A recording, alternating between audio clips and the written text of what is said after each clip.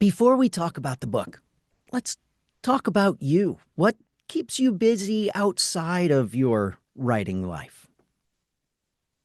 Well, the writing life, that I never thought I was a writer, but starting in television, radio and television when I was 18 years old.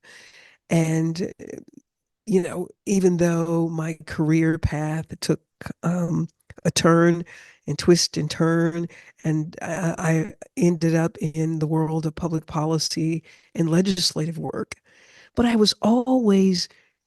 it always happened that I would bring the writing and the broadcasting part of who I am into every profession that I've ever been in. And then one night in one of my quiet times, I thought, you know what?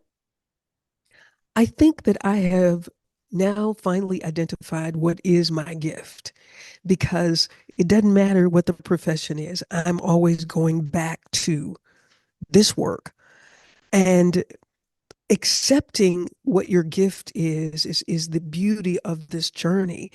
I think about the stress that so many people are under in the workforce because they went to college and they got a degree in something and they don't know anything else to do because they feel like they got to operate in that career, that degree, but it's not their gift. And but I've been able to integrate my gift into all of the work that I've done. um, I was initially hired from television to work in public policy when I went to work for the Housing Authority of New Orleans.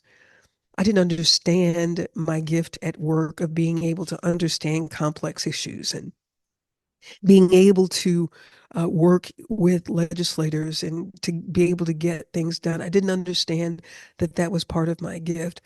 And then I fell off the wagon and I went back to television and hired away to work in public policy and legislative affairs with Methodist Healthcare to help bring a hospital entity home to the 21 counties in West Tennessee, the area where I grew up. I fell off the wagon again and went back to television because when I would go to Memphis to go to Methodist Healthcare, I would pass WMC TV. I sent a resume tape and I was hired over the phone. It's Wow. like I was just doing it. I didn't think anything was going to happen, but I got hired over the phone. And then from there, went to work for the Tennessee Department of Transportation in public policy, community outreach, legislative affairs, legislative liaison. I was not called a lobbyist. We were educators. Um, and then the Chamber of Commerce hired me as vice president of public policy and legislative affairs for the Greater Memphis Chamber. That work led to the mayor, the county mayor giving me a call, and I thought he wanted me to work in public policy as well. And during the meeting, when we agreed that I would go to work with him, he said, I want you to be my chief of staff. And I was like, oh, I don't know what that's about. But we did some phenomenal things while in that office. The level one trauma center in that community was threatening to close because they needed an additional $30 million a year to stay open. And this was during the time when the House and the Senate were the Republicans and Memphis, heavy in Shelby County, um, one of the biggest Democratic counties in the state. So to go there to look for something in Shelby County and expect a success. The newspaper actually wrote about it, said that he should try to do something that he can actually accomplish. And so when he asked me how are we going to do it, and I said, you just say we're going to keep it open. We're going to keep the med open and let me do the work. Well, Scott, instead of the $30 million that they needed, we were able to bring home $40 million. And that hospital is open today and now thriving. Um, then I became, he lost the election. And then I became executive director of the Memphis Area Association of Governments, which is a tri-state economic development agency. Was able to turn that agency around and have some great successes. Then I got married and moved to Florida. And it is through being here. I know that it has allowed me to do some things that I would not have been able to do, and to during COVID, actually, because I had been talking about this book, The Art of Forgiveness, for a while. And my husband said to me during COVID, you need to just stop and write your book because it's easy for us to put off writing. First of all, I didn't think I knew how to do it. I interviewed my sister and I was going to do like a documentary.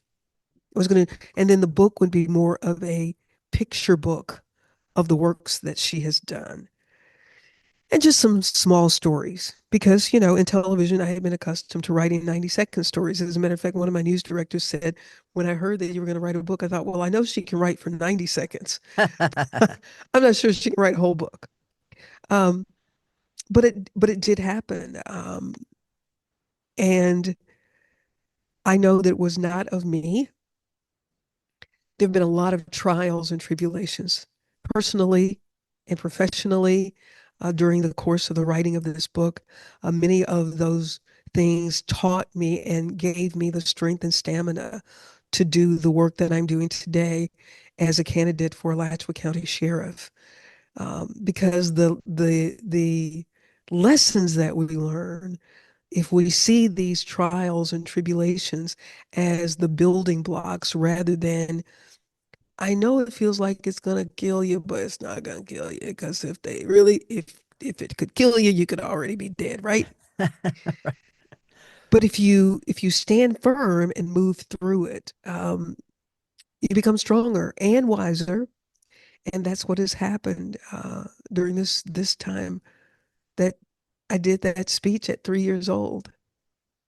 And my husband and I were talking the other day about how difficult it is for some people to, that the fear of speaking is right up there with death. Like, people fear speaking in public more than they fear death. And snakes. Snakes tops the list for me.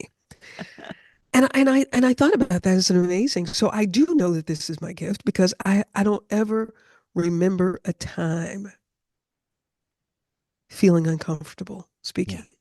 yeah, I don't remember it. I don't know what that would be like. right. But don't bring me a lizard. Yeah. That will not be your Christmas gift, I promise. Thank you. Right.